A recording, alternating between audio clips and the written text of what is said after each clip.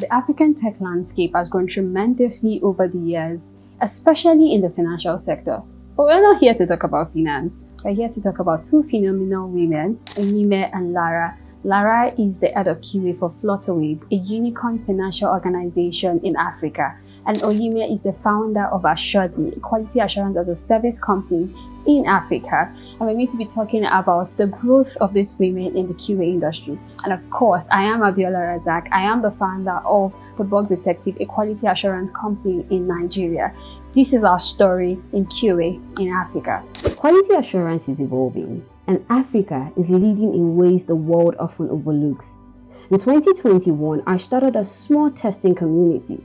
Today, we are over 700 testers, and we've trained more than 2,500 people, including 200 stay-at-home moms, for free. In 2023, I started a quality assurance as a service company, helping over 15 organizations build quality products and solid QA team. That same year, I founded the Women in Software Testing Initiative to help women thrive and grow in their quality assurance careers. I also founded the Test Festival, Africa's foremost quality assurance conference. Now we've seen over 2,000 attendees over the year. And this is a proof that women are not just in quality assurance. We are leading it, we are shaping it, and we are setting a new global standard right from Africa. My name is Omolara Alade-Dauda. I am the head of QA at Flutterwave. My name is Onyime.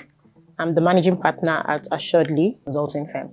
I used to work as a CX representative at my previous job, and I wanted, something more interesting and challenging. I would not say that there was like an outright decision to do QA. It was a job application I saw, I applied to it. That's basically how it has all been. My QA journey so far has been very interesting and challenging. When I started, it came off like it was easy, right? Because you just needed to look at the page and tell what was wrong. But then as you get better at the job, you realize that you need to learn. It's like you can't advise a chef on how their food can be better if you don't even know how to cook. My biggest challenge today is people, right? And it's not even from the context of the competence level, because I feel that anyone can be taught so long as you have the interest. It's finding people who have this interest, have the interest for the role that they are picking up. And quality assurance as a whole is not a title. It speaks to how you do things from your personal life to even your professional lifestyles. Geography barriers are very, very common these days. The fact that you're in Nigeria, trying to work with foreign companies already puts you at a very, a limited space. You now say you're doing quality assurance for a foreign company. You are not necessarily placed on that same level, because you're already from a mediocre geographical location, as it were. So how would you do this better than us who are over here?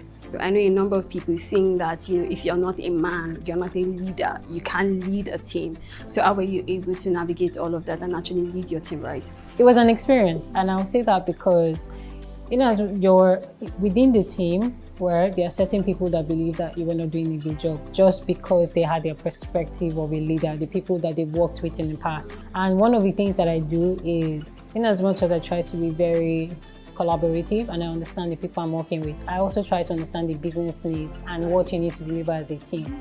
When we need to show emotions, empathy, I do that. When we don't need to and I need to be firm, I come from that angle. Women leadership space has expanded a lot over the years, right? There are a lot of women out there who are doing amazing things, right? We have Abiola, as always, Box Detective. We have a bunch, even within the QA space, right? There's a lot. It's funny that since the day I started my career till date, right, they keep saying that the role would die, right? But as far back as, technically, I think this year makes it 10 years. So as far back as 2015, when I started out, they were always we're trying to either reduce the number of QAs or we don't need QAs at all. Dev should do the testing. They were all the conversation has been since then, and it's still happening today. If you follow some, trails, you just see that, the conversation is still the same thing.